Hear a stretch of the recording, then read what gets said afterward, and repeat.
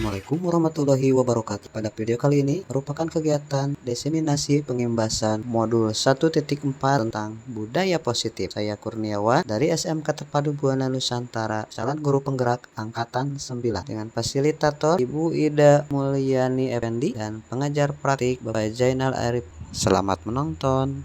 Assalamualaikum warahmatullahi wabarakatuh. Yang terhormat Bapak Kepala Sekolah SMK Terpadu Buana Nusantara, yang alhamdulillah pada kesempatan ini bisa dapat hadir dalam kegiatan pengimbasan terkait dengan materi budaya positif. Dan tak lupa juga kepada Bapak dan Ibu guru serta staf SMK Terpadu Buana Nusantara, yang alhamdulillah pada kesempatan ini bisa dapat hadir dalam kegiatan pengimbasan terkait dengan materi budaya positif. Dan tak lupa juga kepada Bapak dan Ibu guru serta staf SMK Terpadu Buana Nusantara, yang alhamdulillah juga pada kesempatan ini bisa hadir ya di tengah-tengah kesibukan Bapak dan Ibu semuanya. Bapak dan Ibu, pada kesempatan ini saya akan menyampaikan atau sharing dengan Bapak dan Ibu warga sekolah SMK Terpadu Buana Nusantara terkait dengan diseminasi pengimbasan modul 1.4, yaitu tentang budaya positif. Mungkin di sini saya berperan sebagai calon guru penggerak, karena alhamdulillah pada bulan kemarin saya lulus dalam pendaftaran calon guru penggerak angkatan 9 untuk mewakili sekolah SMK Terpadu Buana Nusantara. Adapun materi yang akan saya sampaikan pada kesempatan ini yaitu terkait dengan perubahan paradigma, perubahan paradigma pembelajaran. Kemudian yang kedua tentang isi manusia, motivasi perilaku manusia. Kemudian kebutuhan dasar manusia, lalu posisi kontrol restitusi, dan keyakinan kelas, lalu yang terakhir itu ketiga restitusi. Baik, untuk melanjutkan, sebelum kita melanjutkan materi yang akan saya sampaikan, terlebih dahulu marilah kita minimal ya dalam mungkin ini sebagai ice breaking pada kegiatan awal kegiatan kita untuk hari ini. Saya mengajak Bapak dan Ibu untuk menonton sebuah video. Selamat menyaksikan. Si pembuat dasar pesawat. 3. Posisi teman. 4. Posisi pemantau atau monitor. Dan 5. Posisi manajer. Untuk lebih memahami 5 posisi tersebut, mari kita saksikan kasus Naren yang telah menghadapi 20 menit di sekolah dan melihat bagaimana 5 posisi tersebut dalam menghadapi masalah tersebut.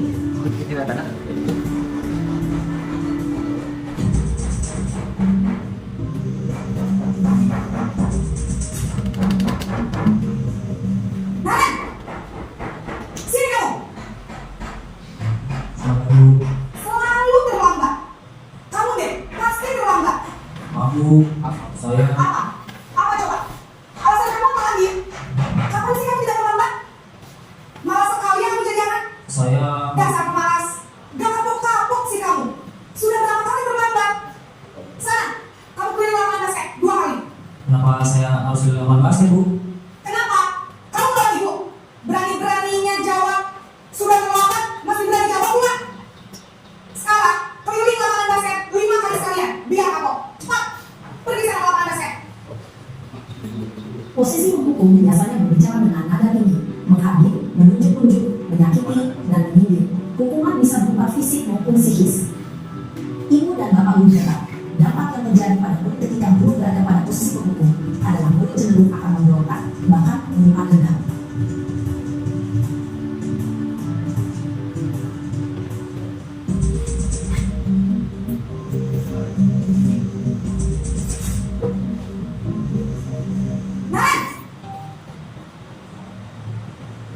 Selamat pagi, Bu.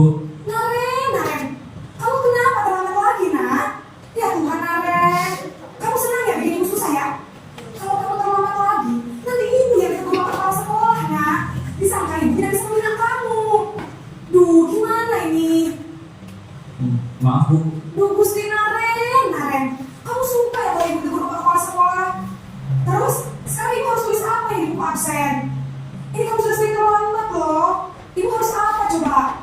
Bu, maaf sekali. Ya sudah, lain kali jangan bikin susah lagi anak ya. Ibu tidak akan kuat lagi kalau kamu begini terus.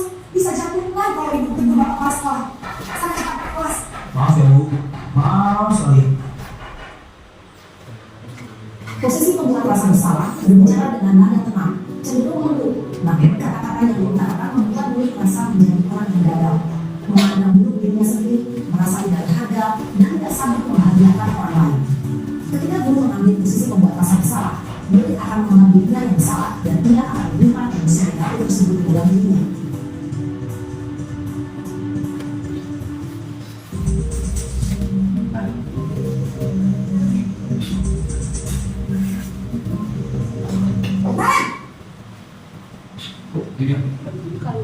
Selamat Bu.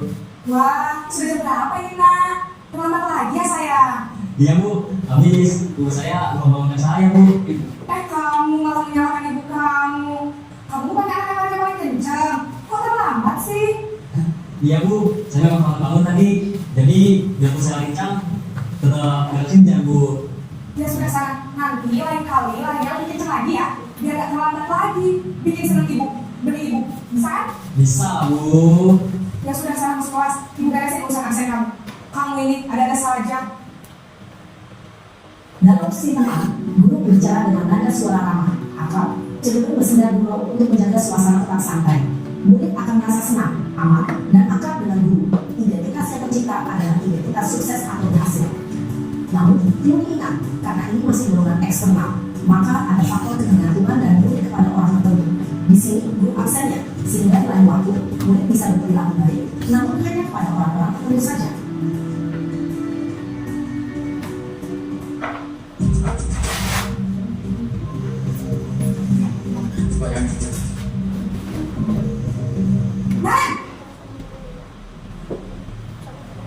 Selamat pagi Bu. Naren, apa peraturan sekolah kita tentang jam berapa kita harus masuk sekolah nak?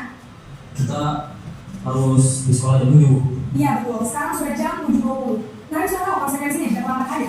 Paham Bu, saya harus tinggal kelas pas jam istirahat selama 20 menit. Iya benar, konsekuensinya demikian.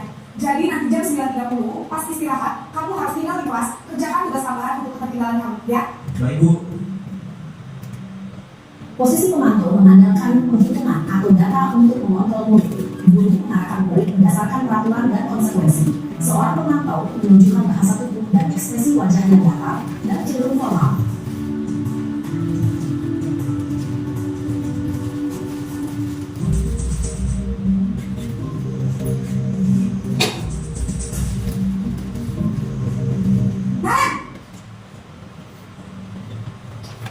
Selamat pagi Bu. Selamat pagi Naren. Maaf Bu, saya terlambat. Iya, sekolah masuknya jam 7, sekarang sudah jam 7.20. Jadi sekarang bagaimana ya Naren? Maaf Bu, saya lupa tawaran saya semalam. Baiklah, menurut kamu, keyakinan sekolah yang mana yang perlu kamu tingkatkan? Menghargai diri sendiri dan orang lain mungkin ya Bu. Setuju. Jadi, apakah Naren meyakini prinsip saling menghormati tersebut? Iya Bu, saya meyakininya. Apakah Naren bersedia memperbaiki masalah keterlambatan ini? Bersedia Bu. Bagaimana kamu akan memperbaiki masalah keterlambatan ini? Saya akan coba untuk tidak lupa menyediakan alarm saya Bu. Baik, kalau Naren memiliki alarm di rumah, ada orang yang tidak bisa bantu mengingatkannya? Ada Bu, kakak saya, Kak Emma. Ada lagi selain Kak Emma? Selain Kak Emma, ada ibu saya. Baik, jadi yang mengingatkan Naren adalah Kak Emma dan Ibu kamu ya? Kira-kira akan mulai alarm kapan nih Naren? Setelah pulang sekolah, akan segera saya lakukan. Baik, jadi Naren akan setel alarm untuk bangun besok pagi dan akan diingatkan oleh kakak dan ibu dan Naren ya? Ada lagi yang mungkin perlu dilakukan Naren? Agar tidak terlambat bangun lagi? Tidak ada Bu. Baik Naren, terima kasih untuk kerjasama kamu. Sekarang kamu akan kembali ke kelas pribadi. Baik Bu, terima kasih. Posisi manajer adalah posisi kontrol yang disarankan untuk memimpin dan memiliki Baik, Bapak Ibu, cukup ya? Oke. Ada yang bisa mengasih komentar terkait dengan video yang Bapak dan Ibu barusan saksikan? Berada di posisi apakah Bapak dan Ibu saat ini? Hanya Bapak dan Ibu sendiri yang tahu ya. Kita lanjut pengertian dari budaya positif. Jadi budaya positif di sekolah yaitu nilai-nilai dan kebiasaan-kebiasaan di sekolah yang berpihak pada peserta didik agar mereka dapat berkembang menjadi pribadi yang kritis, penuh hormat dan bertanggung jawab. Baik, kita bahas materi yang pertama akan kita paparkan, yaitu terkait dengan perubahan paradigma. Untuk membangun budaya yang positif, sekolah itu perlu menyediakan lingkungan positif, aman dan nyaman agar murid-murid mampu berpikir, bertindak dan mencipta dengan merdeka, mandiri dan bertanggung jawab. Kemudian, lazimnya disiplin dikaitkan dengan kontrol, dalam hal ini kontrol guru dalam menghadapi murid. Jadi perubahan paradigma ini pertama kali kita harus menyediakan menciptakan lingkungan sekolah yang positif. Yaitu salah satunya kita harus untuk menciptakan sekolah lingkungan yang positif itu pertama kalinya kita harus membuat sebuah kesepakatan kelas ya Bapak dan Ibu, karena untuk menciptakan lingkungan sekolah yang positif itu tidak bisa instan, itu butuh pembiasaan terlebih dahulu. Karena sudah terbiasa nanti akan tercipta sebuah lingkungan sekolah yang positif. Kemudian disiplin itu dikaitkan dengan kontrol, ya, kontrol kita sebagai seorang guru terhadap murid. Tadi Bapak dan Ibu sudah menyaksikan contoh-contoh yang bisa kita lakukan dalam menangani kasus atau permasalahan-permasalahan yang terjadi pada murid-murid kita di sekolah. Nah, di sini saya membuat sebuah contoh cerita. Tadi sebetulnya ada Pak Herman ya, buat aset kesiswaan, makanya saya buat sebagai contoh. Tapi sayangnya beliau ada halangan sehingga tidak bisa hadir pada kesempatan ini. Saya bacakan ya, atau mau ada Bapak atau Ibu yang bisa membacakan, boleh? Gimana? Oke, baik. Baik, di sini Pak Herman dan Bu Windy ya, yang akan melakukan sebuah kegiatan yang dinamakan sebuah dengan judulnya itu cobalah buka namanya. Jadi tugas Pak Herman di sini mengepalkan tangannya, ya, mengepalkan tangannya karena menyimpan suatu benda yang berharga di dalam kepalan tangannya tersebut. Dan harus menjaga benda tersebut sekuat tenaga Pak Herman, karena pentingnya untuk kehidupan Pak Herman. Apakah itu bisa berupa emas ya yang berharga, ataukah mungkin uang. Kemudian tugas Bu Windy, mohon maaf karena saya di sini menggunakan contohnya Bapak dan Ibu guru yang ada di sekolah kita supaya kita bisa memahami apa ilustrasi permasalahan yang kita hadapi. Jadi tugas Bu Windy yang kedua itu mencoba dengan segala cara untuk membuka kepalan tangan Pak Herman. Di sini Bu Windy boleh mengunjuk, boleh memarahi, ya, silakan terserah, menggoda mungkin atau menggelitik, bahkan menawari Pak Herman uang agar Pak Herman bersedia membuka kepala tangannya. Betul, ya. Nah, di sini timbullah sebuah pertanyaan yang perlu Bapak dan Ibu pikirkan, ya. Pertanyaannya adalah, apakah Pak Herman atau Bu Windy yang membuka kepala tangan Pak Herman? Kalau Pak Herman, kenapa? Alasannya apa? Kalau Bu Windy, mengapa dan apa alasannya? Bisa dipahami Bapak Ibu? Bisa. Pertanyaan ini? Bisa. Ada yang bisa ngasih pendapat? Ya, silakan Pak Mus. Oke, bismillahirrahmanirrahim. Assalamualaikum warahmatullahi wabarakatuh. Waalaikumsalam warahmatullahi wabarakatuh. Terima kasih kepada Pak Ibu yang sudah memberikan satu studi kasus yang mana kedua objek di sini antara Pak Herman dan Bu Windy. Kalau saya melihat di dalam kepala tangannya Pak Herman ini adalah sesuatu yang berharga, entah apa itu. Namun Ibu Windy ingin tahu. Dia sudah memberikan suatu bujukan, rayuan, bahkan apapun. Tapi Pak Herman, dia tidak mau membuka tanya tersebut. Apa maksud dan makna dari masalah ini? Disitulah kita melihat bahwa itu adalah suatu amanat yang telah diberikan kita. Amanat itu tidak berharga, sangat mahal harganya bila mana kita diberi satu tanggung jawab. Ya, mau diberikan apapun, kita disorot apapun, yang namanya itu adalah tanggung jawab kita, yang amanat yang telah diberi kepada misalnya pimpinan kita, gitu. Itu adalah satu tugas yang telah diberikan kepada kita. Menurut saya seperti itu. Pak Iko, minta maaf. Sekian dan terima kasih.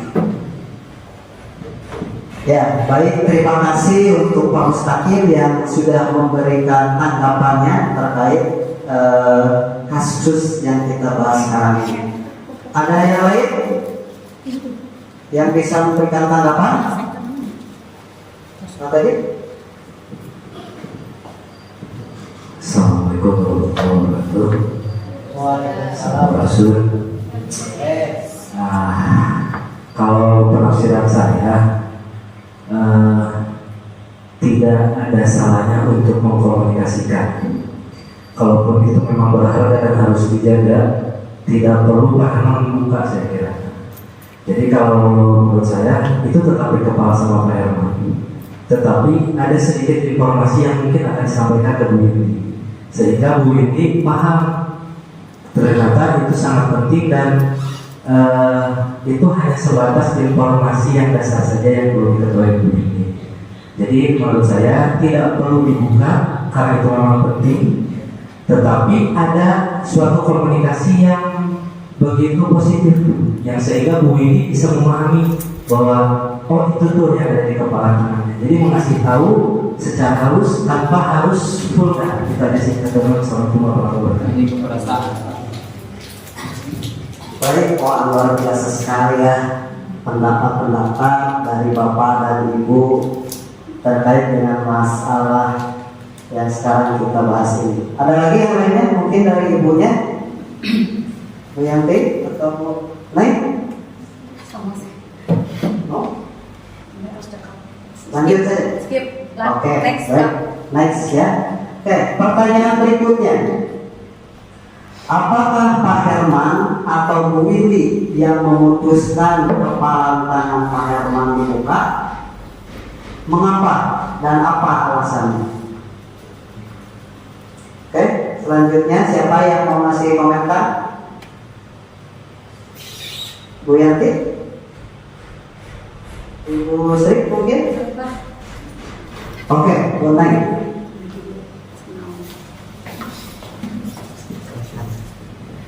Ya, assalamualaikum warahmatullahi wabarakatuh. Ini hanya sharing aja ya, mohon maaf kalau ada salah. Tadi kan pertanyaannya siapa yang memutuskan untuk membuka kepala?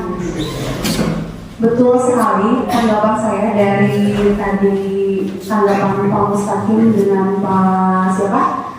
Pak Teddy.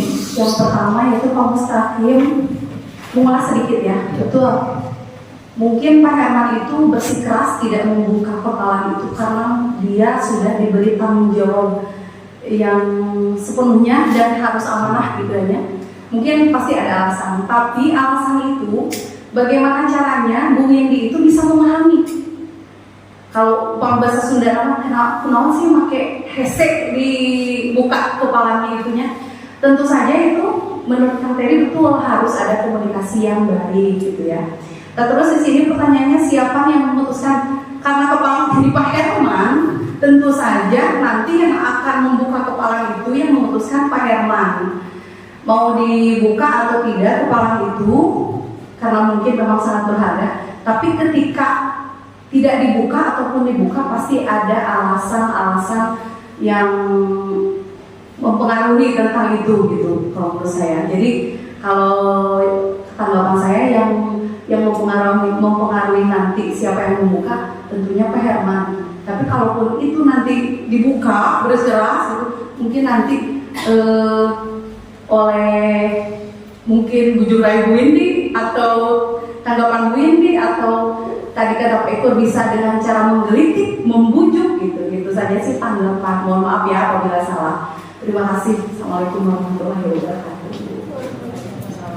Waalaikumsalam warahmatullahi wabarakatuh. Ya, bagus sekali. Terima kasih buat Bu Nai, tanggapannya luar biasa ya, betul sekali. Baik dari Pak Mus, kemungkinan dari Pak Teddy dan Bu Nai, semuanya pendapatnya luar biasa. Beri tepuk tangan dulu. Selanjutnya pertanyaan ketiga, masih ada yang terakhir ya pertanyaannya. Dalam kegiatan ini sesungguhnya siapa yang memegang kendali atau kontrol untuk membuka atau menutup kepalan tangan Pak Herman tersebut? Ini aja. Oke, siapa yang ngasih pendapat lagi? Amanah. Pimpinan yang memberi amanah. Yang apa tadi Pak?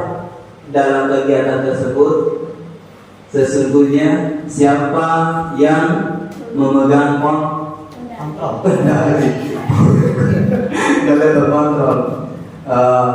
untuk membuka kepala tangan Pak Herman. Kalau menurut saya sih karena amanat ini mungkin dari atasan, misalnya sambil contoh mungkin kepala sekolah, karena mungkin Pak Herman misalnya diberikan suatu tanggung jawab oleh kepala sekolah. Nah, jadi yang memegang kontrol itu, yang bertindak mengambil kendali itu adalah si pimpinan kita. Kalau menurut saya seperti itu sih. Ya baik, terima kasih Pak Mus. Yang lainnya kepada Ibu ada Pagi mungkin Pak aja.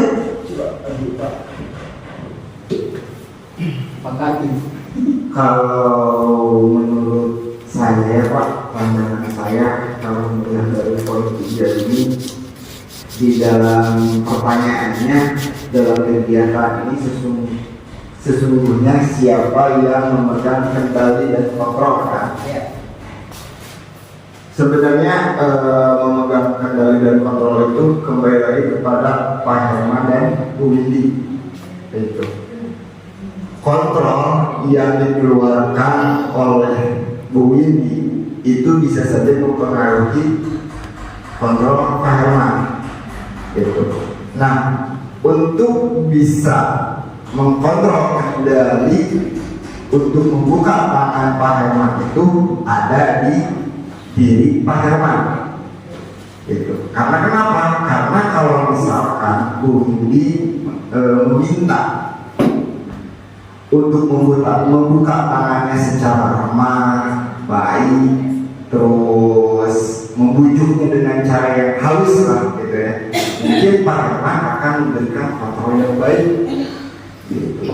Kalau misalkan kita memintanya kasar atau memintanya dengan cara paksa, mungkin Pak Herman pun akan berteguh, gitu ya. Meskipun ini amanah, gitu. Tapi amanah juga betul bagi Bapak tadi harus dikomunikasikan dulu. Gitu. Amanah itu ada yang bisa dikemukakan, ada yang bisa disimpan secara untuk pribadi. Gitu. Jadi tidak harus dipublikasikan. Jadi menurut saya untuk memegang kendali dan kontrol untuk membuka ataupun menutup itu ada di Bu Windy. Terima kasih. Baik, terima kasih luar biasa Pak Deris ya, yang sudah memaparkan pendapatnya terkait dengan pertanyaan yang ketiga ini. Mau betul, intinya komunikasi itu harus terjaga ya, harus dilaksanakan dengan baik komunikasi berjalan.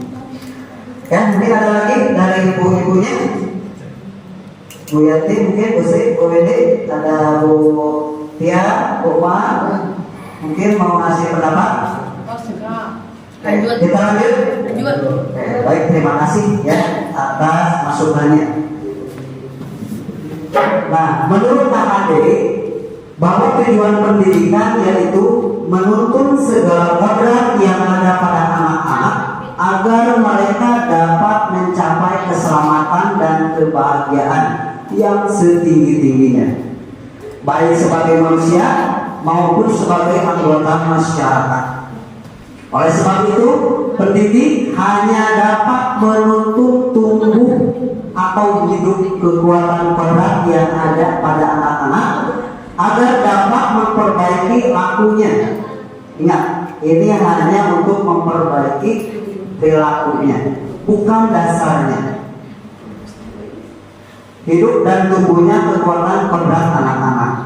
Jadi kita itu tidak bisa merubah kodrat anak-anak, ya, dasar kodrat anak-anak. Kita hanya bisa menuntut tumbuh kembangnya kodrat yang ada pada murid-murid kita, gitu ya. Oke. Kita sendiri yang memegang kontrol.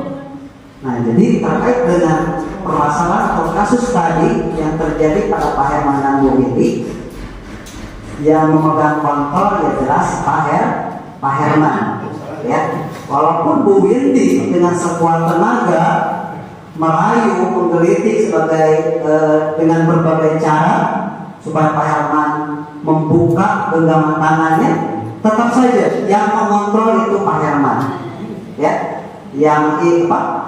Pak Herman ingin membuka atau tidak itu terserah Pak Herman, karena itu tangan Pak Herman, ya, barang Pak Herman. Kalau Pak Herman tidak mengizinkan atau tidak mau membuka tangannya, sekuat apapun Bu Windy melakukan usaha, itu tetap tidak akan dibuka. Jadi kita sendiri yang memegang kontrol atas kepalan tangan kita. Apakah kita membuka atau menutup kepalan tangan kita, itu bergantung pada diri kita masing-masing, sesuai dengan kebutuhan dasar kita saat itu. Nah, kita balikan kembali ke murid, ya, termasuk murid juga sama, Bapak dan Ibu. Kita tidak bisa mengontrol anak-anak, ya. Kita tidak bisa mengendalikan murid-murid kita. Yang mengontrol mereka hanya mereka sendiri. Makanya kita harus bisa membangun motivasi intrinsik yang ada pada diri anak tersebut. Gitu. Oke, lanjut. Nah, sekarang ke materi perubahan paradigma teori kontrol. Di sini ada kontrol ilusi. Ilusi itu apa, Ibu Bapak? Khayalan, ya. Iya, halusinasi. Oke. Yang pertama, guru mengontrol murid itu ilusi. Itu berdasarkan ilusi kontrol. Yang kedua, ilusi bahwa kritik dan membuat orang merasa bersalah dapat menguatkan karakter. Nah, berdasarkan ilusi kontrol, ini ilusi, Bapak Ibu, pernyataan seperti itu. Lalu ilusi bahwa semua perbuatan positif efektif dan bermanfaat. Dan yang terakhir, ilusi juga bahwa orang dewasa memiliki hak untuk memaksa. Kenapa? Karena tadi mengingat bahwa diri kita sendirilah yang bisa mengontrol, bukan orang lain. Nah, perubahan paradigma stimulus respon dengan teori kontrol. Nah, di sini berdasarkan stimulus respon, pernyataannya kita mencoba mengubah orang agar berpandangan sama dengan kita. Tetapi berdasarkan teori kontrol, kita berusaha memahami pandangan orang lain tentang dunia. Kemudian perilaku buruk dilihat sebagai suatu kesalahan.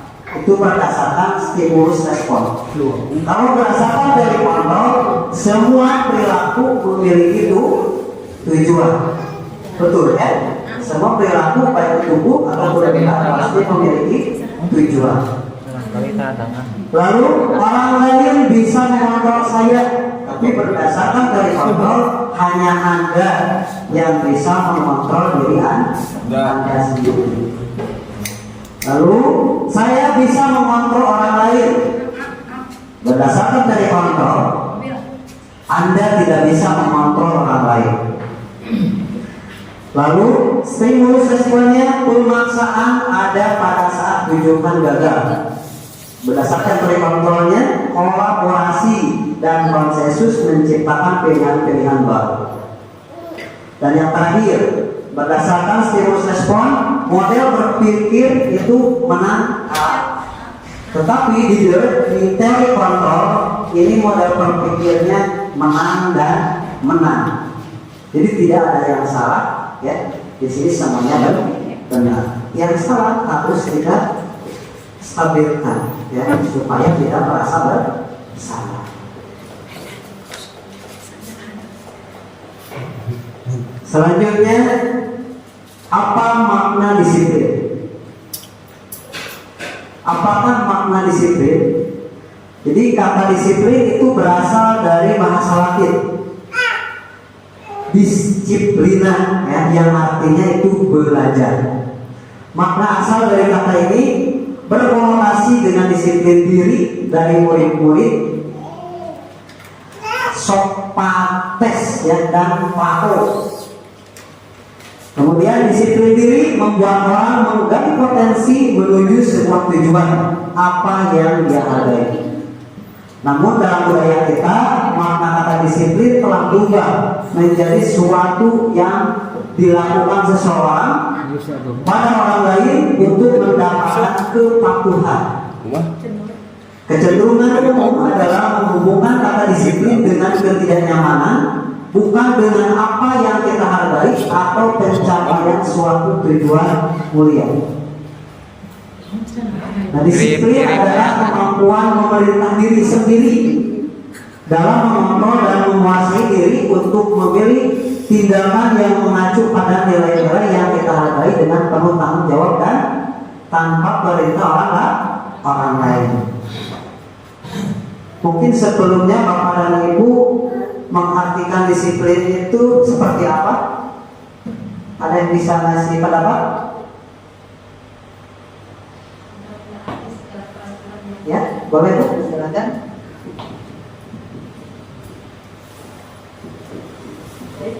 Terima kasih Pak Kurniawan. Disiplin untuk saya pribadi itu ya seperti mentaati peraturan yang ada. Misal kalau di sekolah kita menerapkan tata tertib sekolah untuk kedisiplinan siswa. Jadi jangan siswa dulu, tapi kita dulu sebagai pendidik. Misal di sekolah jadwal masuknya itu jam 7.30. Usahakan kita jam 7.15 atau mungkin jam 7.20 harus sudah ada di sekolah. Baru kita bisa menerapkan disiplin kepada anak tersebut, kepada siswa-siswi kita di sekolah. Seperti itu mungkin. Terima kasih. Ya, baik, terima kasih untuk Bu Widi. Memang betul, ya. Jadi sebelum kita menerapkan disiplin terhadap siswa, kita harus mulai terlebih dahulu dari diri kita sendiri. Nah, di sini disiplin adalah kemampuan memerintah diri sendiri, ya. Jadi berdasarkan materi yang saya dapat dari pendidikan guru penggerak, disiplin itu lebih ke kita mampu mengontrol diri kita sendiri. Artinya kita bisa disiplin kalau kita sudah memiliki motivasi dalam diri kita sendiri untuk melakukan sesuatu. Jadi tidak ada alasan orang, misalkan saya mau melaksanakan ibadah sholat asar misalnya karena takut istri marah. Kalau itu kan masih motivasinya itu dari eksternal, ya. Ketika tidak ada istri, berarti kita tidak melakukan sholat tersebut. Kalau kita sudah memiliki motivasi dalam diri kita sendiri, sudah tahu akan kewajiban kita, baik itu ada istri ataupun tidak, pasti kita itu akan melaksanakan sholat tersebut. Itu salah satu contohnya. Jadi sudah memiliki rasa tanggung jawab tanpa perintah orang lain. Selanjutnya, maksud dari nilai-nilai yang kita hargai adalah nilai-nilai kebajikan atau sifat-sifat positif manusia yang merupakan tujuan mulia yang ingin dicapai setiap individu. Nilai-nilai kebajikan yang ingin dicapai oleh setiap anak Indonesia kita kenal dengan profil pelajar Pancasila. Nah, inilah yang ditekankan harus diterapkan oleh pemerintah terhadap sistem pendidikan kita khususnya di Indonesia. Yang pertama, beriman, bertakwa kepada Tuhan Yang Maha Esa dan berakhlak mulia. Alhamdulillah di sekolah kita ya di SMK Terpadu Buana Nusantara, Bapak dan Ibunya ini sudah menerapkan, bahkan tanpa kita sadari atau kita ketahui sebelumnya, dari dulu kita sudah menerapkan ini. Contohnya, sebelum melaksanakan pembelajaran kita selalu berdoa, ya. Sebelum kita pulang atau selesai pembelajaran berdoa. Bahkan di setiap kita mengawali kegiatan belajar, kita ada mungkin semua guru juga melakukan pembiasaan, apakah itu membaca Asmaul Husna atau pembacaan surat-surat pendek dan sebagainya. Kemudian nilai yang berikutnya yaitu mandiri. Nah, nilai mandiri di sini Bapak dan Ibu juga tanpa disadari juga sudah menerapkan dalam memberikan tugas-tugas ya yang sudah diberikan kepada murid-murid dan Bapak dan Ibu semua. Lalu nilai yang berikutnya itu bernalar kritis ya, dan selanjutnya berkebinekaan global, lalu bergotong royong dan kreatif.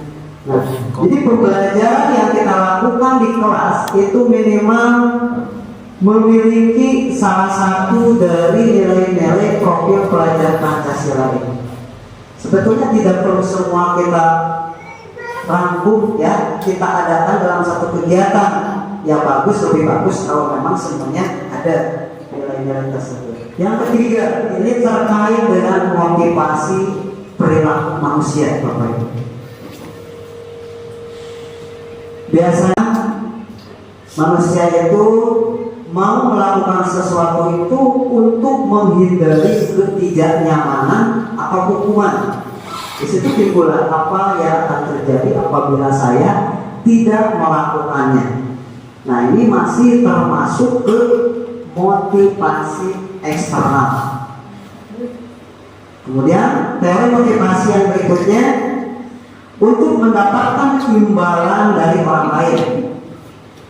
Kita semangat melakukan sesuatu karena akan diberi hadiah, misalnya beri reward. Ketika tidak ada yang memberi reward atau hadiah, malas melakukan hal tersebut. Ini juga termasuk ke motivasi eksternal. Jadi pertanyaannya timbulnya, apa yang akan saya dapatkan apabila saya melakukannya? Warna-warna dilakukan. Ya. Kemudian yang ketiga, untuk menghargai diri sendiri. Saya akan menjadi orang yang seperti apa bila saya melakukannya. Nah, inilah ya, baru ini masuk ke motivasi kita. Nah inilah tujuan disiplin positif. Kalau kita sudah berada di tahap ini, ya berarti sudah tertanam dalam diri kita itu motivasi kita internal atau disiplin positif. Selanjutnya ini terkait dengan kebutuhan dasar manusia. Dengan kita mengetahui kebutuhan dasar manusia, kita dapat mengatasi permasalahan-permasalahan yang terjadi pada siswa atau murid-murid kita di sekolah, Bapak dan Ibu. Yang pertama ada kebutuhan cinta kasih, ya, atau ingin diterima. Lalu yang kedua ada kebutuhan hidup mengenai penguasaan. Lalu yang ketiga kebutuhan akan kebebasan. Dan yang terakhir kebutuhan hidup akan kesenangan. Jadi 4 kebutuhan inilah yang mempengaruhi perilaku manusia, ya, termasuk para peserta didik kita. Nah, di sini saya memiliki kasus lagi nih, ya. Mohon maaf. Ibu Windy seorang guru kelas 10 MPLP di SMK Terpadu Buah Nusantara, sedang bingung menghadapi ulang salah satu murid di kelasnya yang bernama Agus. Yang Agus tidak bisa sekolah. Kelas 10 tidak ada, ya. Beberapa anak telah datang dan mengeluhkan Agus yang seringkali meminta bekal makanan siang mereka dengan secara paksa. Pertanyaannya, jika Bapak dan Ibu menghadapi situasi seperti Ibu Windy, apa yang akan Bapak Ibu lakukan?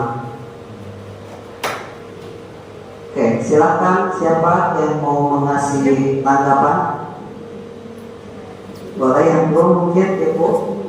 Jangan takut salah, karena di sini tidak ada yang salah, ya. Semuanya benar.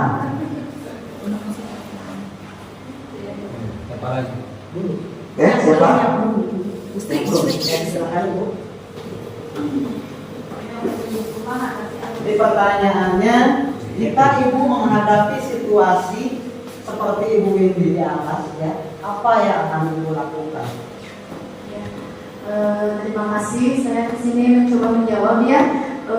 Untuk kasus seperti Agus ini, kalau terjadi kepada saya, mungkin saya akan memberi teguran, ya, kepada Agus bahwa yang dilakukannya itu salah, ya, supaya dia tahu perbuatannya itu salah, jangan dibiarkan. Kalau dibiarkan nanti akan terulang lagi, mengulanginya lagi kepada temannya, mungkin memaksa meminta makanannya kepada temannya lagi. Nah, itu saja, ya, Pak. Terima kasih. Ya, baik, terima kasih atas pendapatnya yang sudah dipaparkan oleh Bu Yanti. Ada yang lain mungkin? Pak Yuda, mohon partisipasinya, boleh? Next. Permasalahan lain.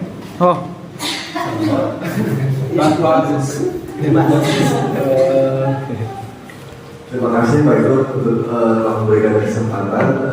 Ini hanya menanggapi, ya, permasalahan terjadi pada Ibu Guru, ya, Ibu Windy. Kalau seperti ataupun situasi seperti Ibu Windy, yang pertama yang saya lakukan mungkin diberikan teguran, ya. Diberikan teguran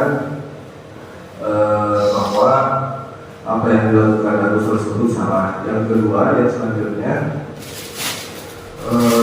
selain teguran, mungkin diberikan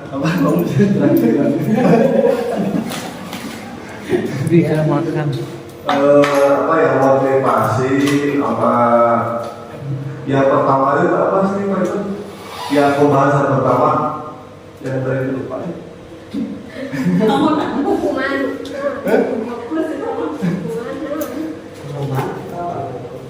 Tadi ada manajer, ada faktor tadi apa manajer? Ini kontrol. Jangan mengulangi kembali. Kontrol sebagai manajer, sebagai pemantau, pendukung, teman, atau apa? Tadi Bu baiknya udah pulang minum-minum nih. Udah berbulan ya. Berarti itu masuknya ke bank hukum. Iya sama. Ada lagi Pak? Ya ada lagi. Silakan. Ya, terima kasih Pak Ikur. Ini juga memang salah satu studi kasus mungkin bahkan mungkin sudah terjadi atau mungkin ke depan pasti kita akan dapatkan juga. Masih banyak kasus-kasus begini di kalangan sekolah, apalagi anak-anak itu dalam hal ini iya pemalahkan lah gitu. Nah, kalau melihat studi kasus seperti ini, Ibu Winti bingung sudah menghadapi si Agus, ya mungkin saya juga seperti itu, namanya Agus lebih bisa menghadapi mana gitu. Atas kelakuannya dia, karena kelakuan itu bukan cuma karena bekal makanan, berisik saja dalam kelas kita juga sudah tegur balik dengan cara apa, kadang berulang lagi. Masalah itu karena faktor juga ada masalah di luar gitu. Nah, kalau seperti kasus yang telah diberikan kepada si Pak Iko ini sering meminta bekal makanan siang mereka. Ada kata seringkali. Kalau baru sekali kita masih bisa memberi teguran kepada si Agus. Gus, bukan gak bisa, gitu ya. Karena itu mungkin si A sudah diberikan bekal kedua orang tuanya untuk dia bekal siang. Mungkin si A tadi ini tidak bawa duit. Nah, itu salah satu ya. Biar Agus ini paham. Walaupun sejahat apa Agus, seperti kalau kita memberikan masukan positif si Agus, insya Allah Agus tidak bakalan mengulang kembali itu lagi. Tetapi kalau sudah sering-sering, ini kata sering-sering ini lagi banyak. Tetapi kalau dengan kasus dengan misalnya Ibu Yati terus, nah itu sudah parah. Berarti kita juga bisa menangani secara pribadi lah kepada si Agus. Menurut saya seperti itu Pak, memberikan masukan yang positif dan bisa Agus ini bisa menerima apa yang kita sudah berikan. Baik, terima kasih untuk Pak Mus yang sudah memberikan pendapatnya terkait dengan kasus Si Agus. ya. Selanjutnya Bu Sri, silakan. Assalamualaikum warahmatullahi wabarakatuh. Terima kasih Pak Kurniawan atas kesempatannya untuk menjawab. Sebenarnya kalau untuk kasus Agus ini ya sudah sering dan berkali-kali. Mungkin kita bisa menyikapinya dengan menegur betul. Selain menegur, kita juga harus memberikan pendekatan. Sebenarnya si anak pasti ada latar belakang kenapa dia berbuat sesuatu yang negatif, bukan hanya memalah, mungkin sesuatu yang lain. Ini juga berlaku untuk anak-anak yang lain karena banyak anak-anak yang memang sedang mencari perhatian, ya. Jadi kita dekati sebenarnya apa sih yang mendasari kenapa harus melakukan seperti itu, ya. Tentu saja tidak hanya alasan Agus yang kita terima, ya. Kita bisa juga mendatangi orang tuanya, apa sih, menceritakan sikap Agus seperti ini di sekolah. Kira-kira apa sih yang bisa kita dapatkan informasi dari orang tua? Mungkin itu nanti yang akan bisa kita berikan lagi kepada Agus. Gus, ini latar belakang kamu gini, kenapa? Gini kan. Jadi pendekatan itu si anak akan berbicara, dia akan menganggap kita, oh ya Bu sebenarnya, nah mungkin ada faktor dari orang tua, ada faktor dari temannya sendiri juga mungkin, atau faktor memang dari diri Agus sendiri. Jadi segala sesuatu kasus dari anak atau yang sedang mencari perhatian itu biasanya ada yang melatar belakangnya baik dari orang tua atau faktor yang lain. Mungkin itu saja ya. Terima kasih atas waktunya. Assalamualaikum warahmatullahi wabarakatuh. Waalaikumsalam warahmatullahi wabarakatuh. Ya luar biasa sekali ya. Terima kasih untuk Bu Sri yang sudah memberikan tanggapannya atau jawabannya terkait dengan pertanyaan yang pertama. Kemudian pertanyaan yang kedua, menurut Bapak Ibu kira-kira apa alasan Agus melakukan itu? Boleh mungkin hanya satu orang juga, tidak apa-apa. Karena Agus lapar. Silakan, siapa? Mutia. Mutia? Boleh? Tidak bawa bekal. Alasan Agus. Itu semuanya jawab. Yang sedia itu. Tidak dibawakan.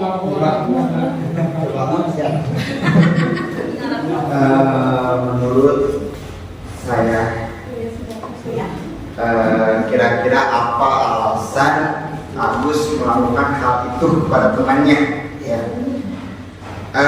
Kalau dilihat dari beberapa poin yang 4 itu ya Pak ya, yang melihat dari kebicaraan keempat poin itu bisa disebut mencari perhatian juga bisa gitu kan, kekuasaan pun bisa gitu. Jadi kita harus tahu dulu apa betul kata Bu Sri, kita harus cari tahu dulu orang tersebut atau anak tersebut latar belakangnya seperti apa gitu ya. Jadi kalau kita tidak tahu latar belakang siswa tersebut, kita berupaya memberikan teguran, memberi motivasi pun tidak akan masuk gitu. Tapi kalau kita berbicaranya melihat latar belakang anak tersebut, kita sudah paham, sudah tahu betul, ya kita pun memberikan motivasi ataupun memberi teguran pun akan pas kepada dirinya. Jadi kalau untuk menurut saya kira-kira apa alasan Agus melakukan hal itu? Jadi menurut saya pribadi alasannya adanya Pak, bisa kekuasaan, bisa perhatian, kesenangan, sama kebebasan. Mungkin untuk kebebasan jauh ya, jauh. Tapi dari 3 poin itu mungkin menurut saya bisa dikaji oleh kita semua untuk dipikirkan. Luar biasa. Sudah Pak, tadi sudah ngasih pendapat jawaban. Betul sekali yang tadi dijawab oleh Bu Sri dan Pak Deris ya. Memang kenapa terjadi kasus seperti Agus ini ya, karena memang ada kebutuhan yang 4 tadi yang memang belum terpenuhi ya. Kita itu kebutuhan apa tadi? Kesenangan, kekuasaan, terus apa lagi? Kebebasan ya. Terus merasa ingin diperhatikan ya, betul. Oke, kita selanjut dalam konteks penerapan disiplin positif. Ibu Windy sebaiknya mencari tahu alasan melakukan tindakan tersebut agar mengetahui kebutuhan mana yang sedang Agus penuhi. Apabila jawaban Agus karena ia lapar dan orang tuanya tidak membawakan bekal siang ya, kebutuhannya adalah bertahan hidup. Dan apabila jawaban Agus karena ia senang temannya jadi memperhatikan dia, kebutuhannya adalah cinta dan kasih sayang ya, atau kebutuhan untuk diterima. Lalu apabila jawaban Agus adalah dia merasa hebat karena temannya jadi takut dan menuruti keinginannya, kebutuhannya adalah penguasaan yang belum terpenuhi. Lalu apabila jawaban Agus karena dia merasa bosan dengan bekal yang dibawakan ibunya karena selalu membawakan bekal yang sama, berarti kebutuhannya adalah kebebasan atau kebutuhan akan pilihan. Makanya peserta didik sekarang itu harus merdeka dalam artian apa? diberikan kebebasan untuk berpendapat. Tapi berpendapatnya jangan sampai mau sekolah diantara tidak seperti itu. Dan yang terakhir, apabila jawaban Agus adalah karena iseng saja dan dia menikmati ekspresi wajah temannya yang kesal, ya, karena diambil makanannya, berarti kebutuhannya adalah kesenangan. Nah, dari kebutuhan-kebutuhan tersebut, Bapak dan Ibu bisa mengatasi apa yang Bapak Ibu harus lakukan terhadap anak tersebut, ya.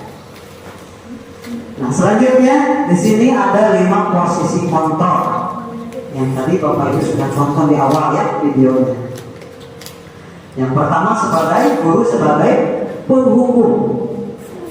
Nah, masih kena hukum mahasiswa. Selanjutnya pembuat merasa bersalah. Lalu posisi yang ketiga itu guru sebagai teman. Dan posisi kontrol guru yang keempat sebagai pemantau. Dan yang terakhir ini sebagai rekomendasi ya, yang dijadikan rekomendasi itu yang ke-5, yaitu posisi kontrol guru sebagai manajer. Kalau guru sudah bisa menempatkan dirinya sebagai manajer, berarti itu sudah sesuai dengan apa? Disiplin positif. Pertanyaan-pertanyaan yang bisa Bapak Ibu kontakkan atau sampaikan kepada siswa yang memiliki permasalahan atau kasus di sekolah, Bapak Ibu bisa, kalau mengatakan seperti ini, saya kecewa sekali dengan kamu, berarti di sini membuat orang merasa bersalah. Pertanyaan berikutnya, kamu tidak pernah benar melakukannya, berarti Bapak Ibu sebagai penghukum. Kalau pernyataannya, ayolah melakukan demi ibu atau bapak, berarti Bapak Ibu berperannya sebagai kontrolnya teman. Lalu, apakah kamu mau mendapatkan stiker bintang hari ini? Berarti Bapak Ibu berperan sebagai apa? Pemantau. Dan berikutnya, bagaimana kamu bisa menyelesaikan masalah ini? Jadi itu menanyakan cara yang akan dilakukan. Di sini sudah masuk ke manajer. Dan yang terakhir, kamu selalu yang paling terakhir. Itu sudah mencerminkan Bapak dan Ibu guru itu berada di posisi sebagai guru penghukum. Gitu ya. Nah, selanjutnya keyakinan kelas ya. Sebelum kita melaksanakan atau membuat sebuah keyakinan kelas, itu kita harus mendiskusikan terlebih dahulu dengan murid-murid kita di sekolah atau di kelas ya, yang nantinya akan menjadi sebuah keyakinan kelas yang akan dilaksanakan atau dijalani oleh siswa, yang nanti akan menjadi lingkungan positif di sekolah, dan nanti akan tercipta sebuah budaya positif di sekolah. Nah, keyakinan kelas adalah nilai-nilai kebajikan atau prinsip-prinsip universal yang disepakati bersama secara universal, lepas dari latar belakang suku, negara, bahasa maupun agama. Menurut Bosen tahun 1998, suatu keyakinan akan lebih memotivasi seseorang dari dalam atau intrinsik. Seseorang akan lebih bersemangat untuk menjalankan keyakinan daripada hanya sekedar mengikuti serangkaian peraturan. Terkait dengan keyakinan kelas, mungkin Bapak dan Ibu ada yang bisa memberikan masukan atau pendapat keyakinan kelas itu seperti apa?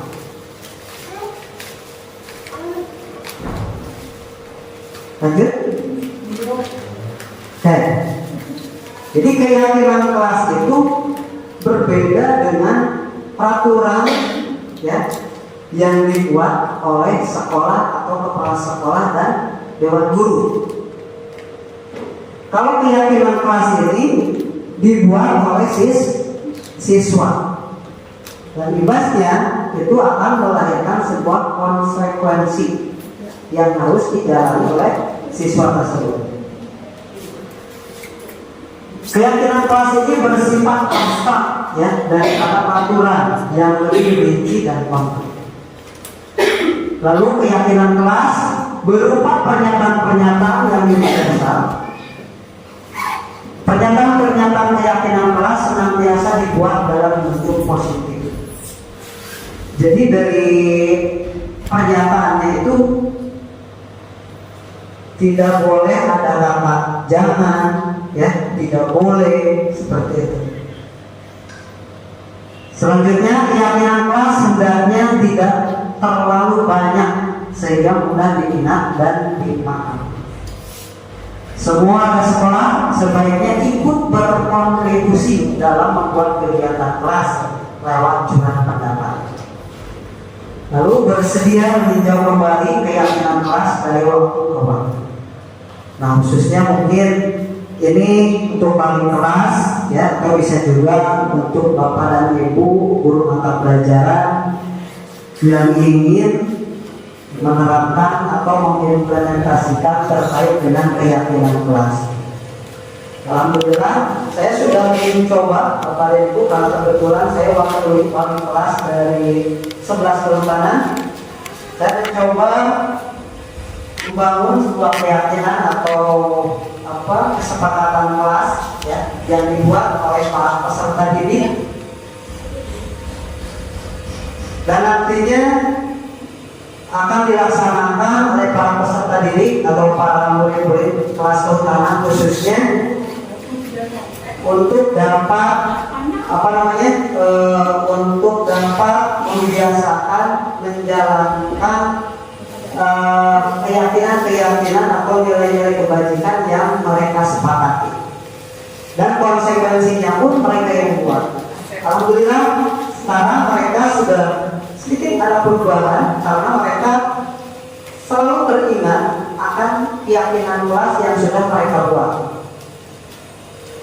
Dan apabila ada yang keluar dari keyakinan tersebut, mereka sudah saling mengingatkan antara satu dengan yang lainnya dalam satu kelas tersebut, antar temannya. Kalau kamu tidak melaksanakan ini, berarti kamu harus siap melakukan ini. Alhamdulillah ya. Mudah-mudahan di kelas lain segera bisa diterapkan, karena ini merupakan dasar untuk terwujudnya sebuah budaya positif di sekolah. Kalau tidak ada kebiasaan, jelas ini tidak akan terwujud, tidak akan tercipta yang namanya budaya positif. Nah, ini perbedaan antara peraturan dengan keyakinan kelas atau nilai kebajikan yang dituju.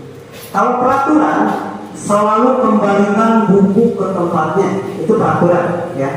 Kalau keyakinan kelas tanggung jawab, simple ya, tapi memiliki makna yang jelas. Lalu peraturan itu dilarang mengganggu orang lain. Kalau pernyataan dari keyakinan kelas menghormati orang lain dan diri sendiri. Jadi kata-katanya lebih bijak, tidak ada kesan memaksa, gitu ya. Kalau ini kan dilarang, kalau dilarang guys, kalau tawar menawar berarti tidak boleh. Lalu hadir di sekolah 15 menit sebelum pembelajaran dimulai, itu peraturan. Kalau di keyakinan kelas, menghormati orang lain, komitmen pada tujuan atau berkomitmen. Lalu dilarang melakukan kekerasan. Nah, kalau di keyakinan kelas itu keselamatan, menghormati orang lain. Itu contoh-contoh dari perbedaan antara peraturan dan keyakinan kelas. Nah, ini merupakan cara ya, atau metode yang Bapak Ibu bisa lakukan di kelas dalam membuat sebuah kesepakatan atau keyakinan kelas. Bapak Ibu bisa membuat menyediakan ya kertas bisa warna-warni, lalu memberikannya ke siswa, lalu menuliskannya keinginan atau apa yang diinginkan siswa tersebut, silakan dituliskan di kertas yang Bapak Ibu bagikan, lalu bisa ditempel. Nanti Bapak Ibu buat sebuah papan pleno ya, terbuat dari kertas atau karton, itu bisa dilaksanakan di kelas yang nantinya akan didiskusikan. Poin-poin tersebut bisa diterapkan atau tidaknya di kelas tersebut itu tergantung dari pendapat atau keinginan para peserta didik kita. Jadi bukan kita yang buat ya, kita hanya memfasilitasi saja, mengarahkan ya, menuntut untuk membuat sebuah kesepakatan kelas. Dan konsekuensinya mereka sendiri yang menentukan. Seperti itu ya.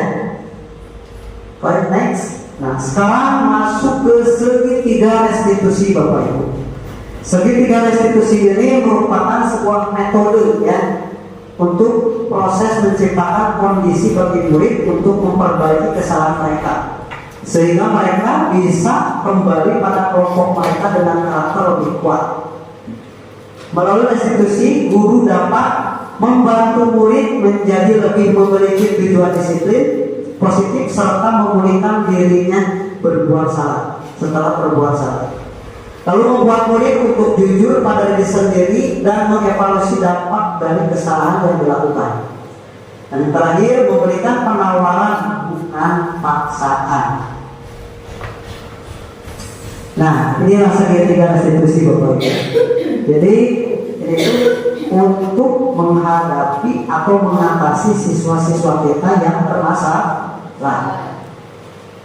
Jadi kalau kita ada siswa yang bermasalah, jangan sampai dulu tete bisa, jangan ya. Tetapi ada caranya, yaitu dinamakan dengan segitiga restitusi. Yang pertama, Bapak Ibu harus menstabilkan identitas ya. Menstabilkan identitas tersebut. Berarti ini prosesnya seperti yang Bapak Ibu Sri dan Pak Teddy jelaskan tadi waktu menjawab pertanyaan. Jadi sebelum kalau kita menghadapi siswa bermasalah, itu kita telusuri dulu ya permasalahannya seperti apa. Panggil anak tersebut. Lalu langkah pertama ini menstabilkan identitas Bapak Ibu. Misalnya, setiap orang pasti pernah melakukan kesalahan. Jadi tidak menyalahkan siswa tersebut, walaupun siswa tersebut itu melakukan kesalahan. Terus, kamu bukan satu-satunya yang pernah melakukan ini.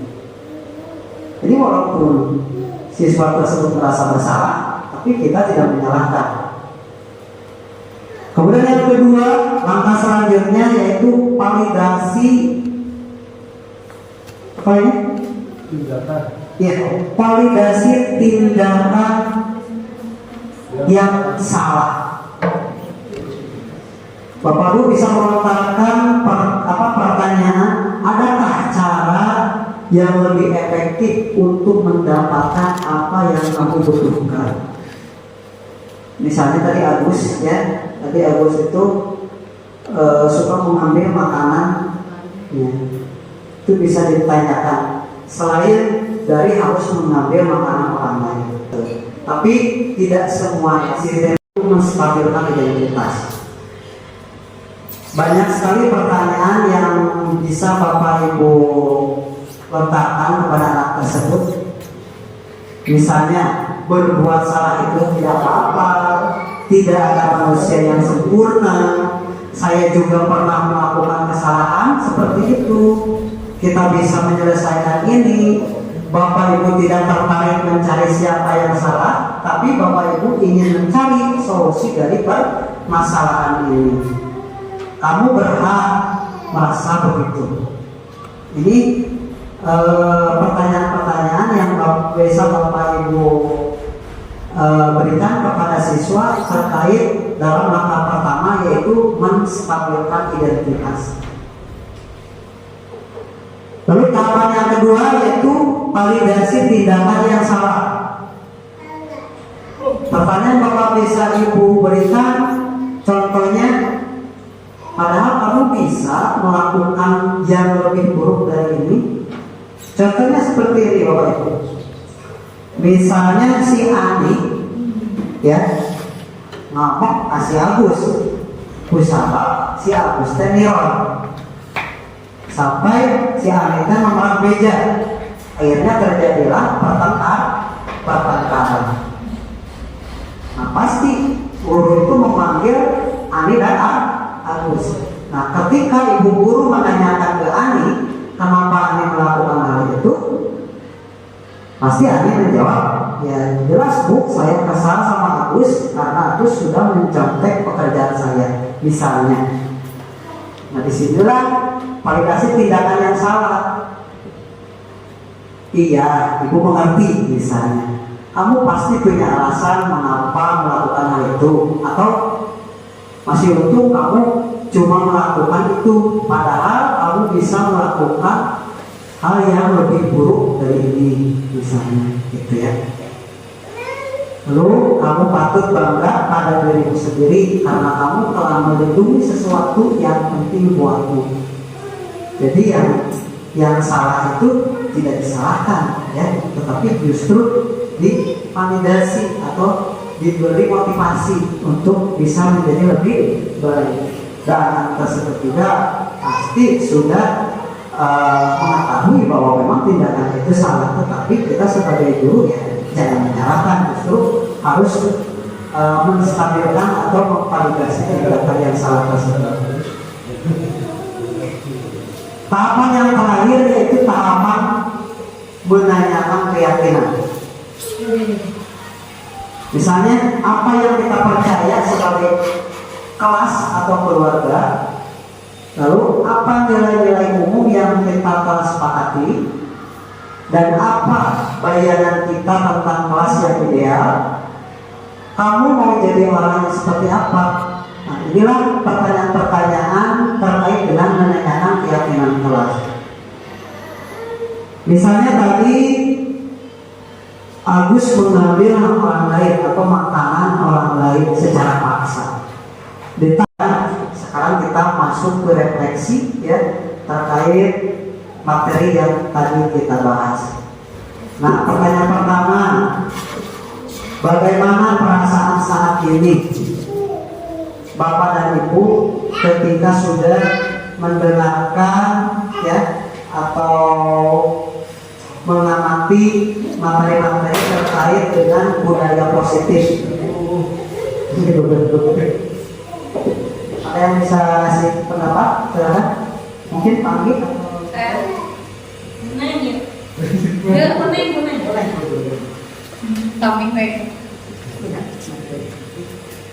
Ya, terima kasih Pak Ikur selaku narasumber. Beri tepuk tangan dulu dong buat rekan kita Pak Ikur. Terima kasih banyak sudah memberikan penambahan ilmu, sharing ya. Tapi setidaknya setelah kegiatan ini minimal kami bisa mengetahui dan menimbang-nimbang kebijakan apa yang harus kita lakukan ketika misalkan ada permasalahan baik itu di kelas, di dalam kelas maupun di luar kelas. Jadi refleksi-refleksi seperti ini memang sangat kita butuhkan. Jadi supaya tidak salah gitu ya. menentukan konsep-konsep di dalam pembelajaran terhadap siswa. Atau mau ikut itu saja. Oke, baik. Terima kasih Bu Neng yang sudah memberikan jawaban refleksinya. Yang pertama ya, alhamdulillah Bu Neng, mungkin rencananya nanti kita di akhir rapat akhir bulan ya, biar semuanya Bapak dan Ibu guru bisa hadir. Insya Allah kita akan membuat sebuah komunitas praktisi di sekolah kita yang setiap bulannya kita menyelipkan ya, untuk menyampaikan materi-materi yang sudah saya dapatkan di pendidikan guru penggerak, supaya kita bisa menciptakan pendidikan yang dicita-citakan oleh bangsa kita ya. Mudah-mudahan apa yang kita lakukan ya menjadi amal kebaikan buat kita semua. Amin ya Allah. Baik, kita menanjak ke refleksi nomor yang kedua ya. Setelah mengikuti materi pembebasan atau diseminasi pada hari ini, mungkin Bapak Ibu jadi paham bahwa silakan Pak Teh. Terima kasih Pak Ibu. Setelah mengikuti kegiatan materi pembebasan atau diseminasi pada hari ini, saya menjadi paham akan kodrat seorang guru Pak. Itu saya teringat filsafat dari Hoscokol bahwa kodrat seorang guru itu hanya dua, menuntut dan membimbing. Jadi ternyata sebetulnya kita harus kontrol akan diri kita akan sebagai tenaga pendidik. Itu yang saya paham. Saya pribadi ternyata harus kontrol nih seorang guru tuh. Kenapa? Karena di sini ada jebakan Batman. Ada jebakan Batman dengan kata disiplin. Padahal berdasarkan Socrates dan Plato yang merupakan filsafat juga di bidang pendidikan dan seni, itu jauh sekali dengan penerapan disiplin yang mungkin saya pribadi pun dicetak dengan salah satu miss dari disiplin itu. Padahal disiplin itu kalau dari rangkuman Socrates dan Plato yaitu belajar untuk menggali potensi dirinya dan mengontrol dirinya sendiri. Sedangkan yang terjadi ketika saya dalam usia pembelajaran, dalam usia sekolah, itu adanya intervensi dan tekanan yang akhirnya yang terpahami oleh saya dalam berpindah. Kebetulan saya pandit, jadi tata cara bagaimana menyikapi atau menangani anak itu sebetulnya tidak begitu saya pahami karena memang di latar belakang itu. Tapi dengan adanya diseminasi ini menjadi suatu titik hidayah yang buat saya pribadi. Oh ternyata kodrat guru itu seperti ini, dan ada juga standar operasinya yang tersentuh atau yang dirumuskan dalam segitiga restitusi itu. Dan ternyata kalau kita menginjak kepada segitiga restitusi, ternyata betul juga. Ternyata betul juga cita-cita yang diikuti oleh filsafat Hoscokol itu bahwa kodrat seorang guru hanya sebatas menuntut dan membimbing. Itu aja. Betul. Assalamualaikum warahmatullahi wabarakatuh. Waalaikumsalam warahmatullahi wabarakatuh. Baik, terima kasih luar biasa kehutanan Bapak tadi. Ya betul sekali Bapak Ibu, bukan hanya Pak Teddy ya, saya juga memang dari sekolah SD sampai lulus kuliah yang namanya disiplin itu yang saya tahu ya, yaitu menjalankan peraturan yang sudah ditetapkan ya. Ternyata ada pengertian disiplin yang lebih lebih universal ya, lebih simpel, cuman mengandung makna yang menyeluruh atau universal luar biasa sekali. Mudah-mudahan dengan setelah dilaksanakannya pembebasan ini ada perubahan buat sekolah kita ya, khususnya buat diri kita pribadi sebagai pendidik untuk bisa menjadi lebih baik lagi. Oke, yang berikutnya yang terakhir. Target saya selanjutnya adalah, ayo, ada yang bisa ngasih jawaban? Target saya atau target Bapak dan Ibu selanjutnya setelah mengikuti pembebasan ini mau apa? Harus jadi guru yang lebih baik. Ya, silakan. Udah segitu aja. Pak Edan? Pak Kajur? Harus jadi guru yang lebih baik. Harus naik gaji. Jadi Pak. Jadi ada paksaan. Target saya selanjutnya Nikah lagi. mengikuti apa ya, materi ini yang telah disampaikan oleh Pak Iqbal, mungkin memperbaiki ya Pak, memperbaiki apa yang telah saya lakukan. Mungkin jauh dari kata baik ya. Kalau melihat dari materi yang tadi Pak Iqbal sampaikan, mungkin saya tidak termasuk dalam kategori guru tersebut. Gitu. Tapi setelah mengikuti kegiatan ini, saya akan sedikit demi sedikit mengaplikasikan apa yang sudah Pak Iqbal sampaikan, dan saya akan mengaplikasikan kepada diri saya secara pribadi, dan selebihnya mungkin kepada rekan-rekan kita semua yang ada di SMK Terpadu Nusantara. Mungkin itu dari saya.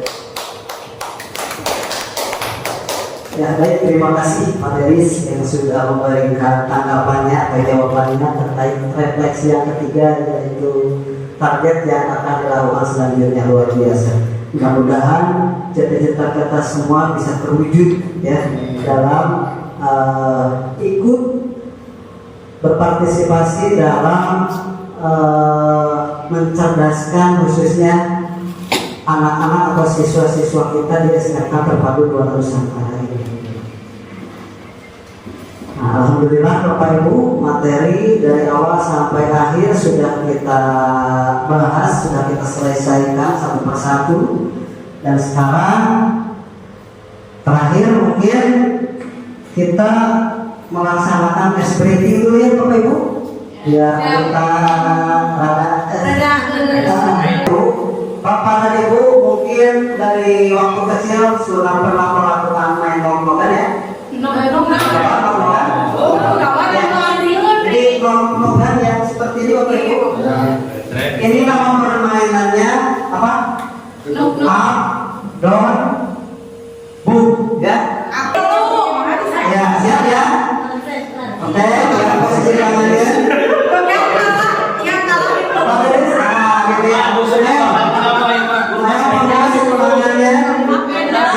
ya. Pakai musiknya nih. Enggak. Up. Ayo, up. Sini ya, mana naik? Konsentrasi Bapak Ibu. Up.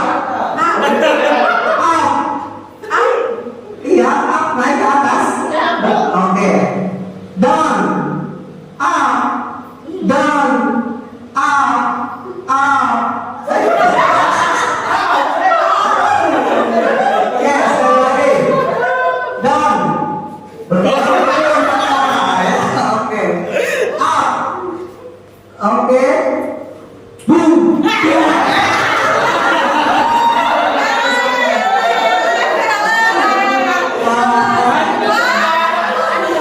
Ini Bapak Ibu harus konsentrasi ya. Sekali lagi siap? Oke. Tangan dimulai. Up. Down. Down. Down. Boom.